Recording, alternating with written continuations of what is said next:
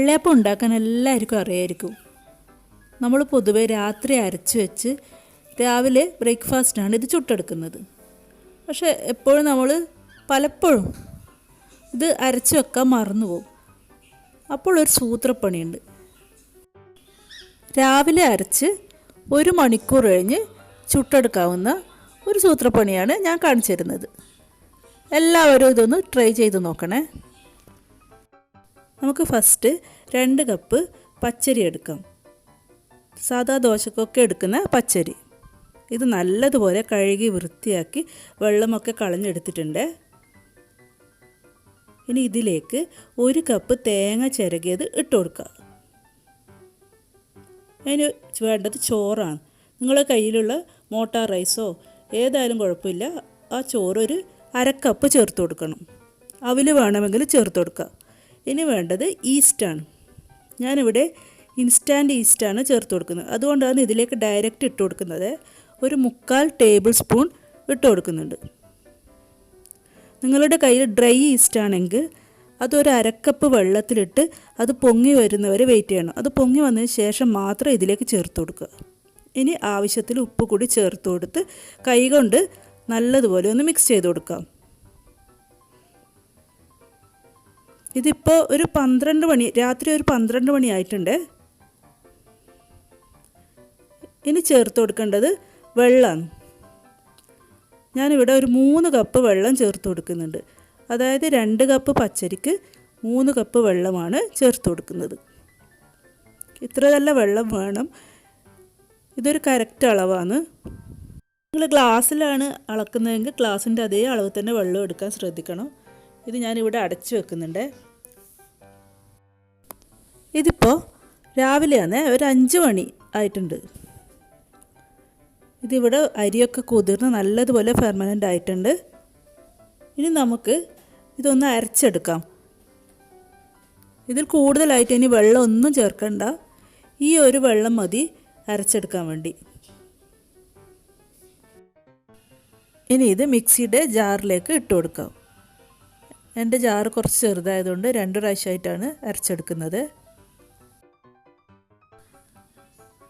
ഇവിടെ ഞാൻ 5 മണിക്ക് അരക്കുന്നത് എന്തിനാണെന്ന് വെച്ചാൽ ഇവിടെ സ്കൂൾ നേരത്തെയാണ്.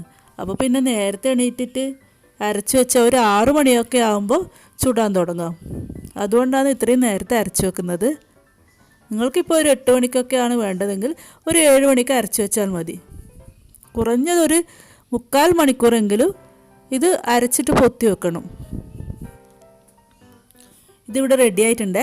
ഇനി ഞാനിതൊരു വലിയ പാത്രത്തിലേക്ക് മാറ്റി കൊടുക്കുകയാണ്. ഈ ഒരു കട്ടിയിൽ തന്നെയാണ് വേണ്ടത്.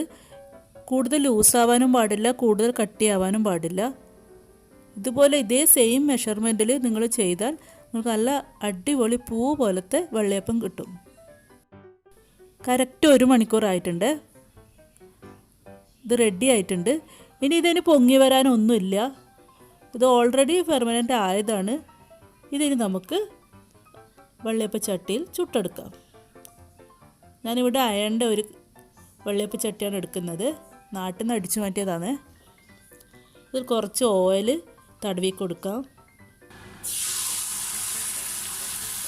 ഇതിവിടെ ഇരുമ്പിൻ്റെ ചട്ടി ആയതുകൊണ്ടാണ് ഞാൻ ഓയിൽ തടവി കൊടുത്തത്.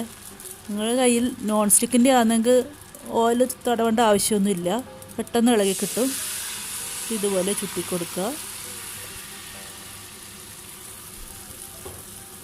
ഇനി ഒരു മീഡിയം ഫ്ലെയിമിൽ അടച്ചു വെച്ച് വേവിച്ചെടുക്കാം.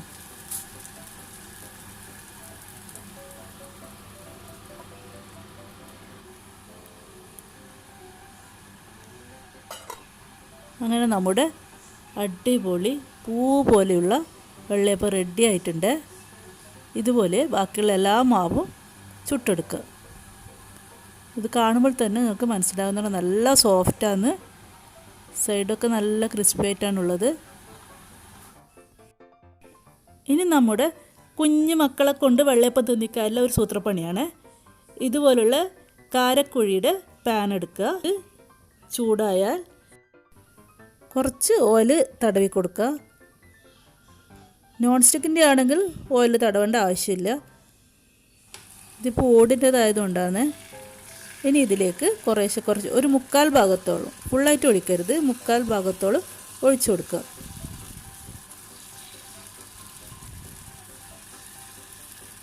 ഇതുപോലെ ഒഴിച്ചു കൊടുക്കുക. ഇനി ചെയ്യേണ്ടത് നമ്മൾ വെള്ളയപ്പത്തിന് ചുറ്റിക്കുന്നത് പോലെ തന്നെ ഇതും മെല്ലെ ഒന്ന് ചുറ്റിച്ചു കൊടുക്കണം. ഇതുപോലെ ചെയ്തു കൊടുക്കണം. പുറത്തോട്ടേക്ക് വരാതെ ആ കുഴിയിൽ മാത്രം സ്പ്രെഡാകുന്ന വിധത്തിൽ ചുറ്റിച്ചു കൊടുക്കുക. ഇനി സാധാ വെള്ളയപ്പം ചുട്ടെടുക്കുന്ന പോലെ കവർ ചെയ്ത് നമുക്ക് ചുട്ടെടുക്കാം. അങ്ങനെ നമ്മുടെ കുഞ്ഞ് വെള്ളയപ്പം റെഡി ആയിട്ടുണ്ട്. ഇത് കാണാൻ തന്നെ നല്ല ഭംഗിയാണ്. കുട്ടികൾ കാണുമ്പോൾ തന്നെ എടുത്ത് കഴിച്ചോളും. എൻ്റെ ചെറിയ മോൾക്ക് ഭയങ്കര ഇഷ്ടമാണ്. ഞാൻ ടിഫിനിലൊക്കെ കൊടുക്കാറുണ്ട്. നിങ്ങളും ഇതുപോലെ നിങ്ങളെ മക്കൾക്ക് ഉണ്ടാക്കി കൊടുത്തു നോക്ക്. അവർ പെട്ടെന്ന് കഴിച്ചോളും. കണ്ടില്ല, നല്ല സോഫ്റ്റാണ്.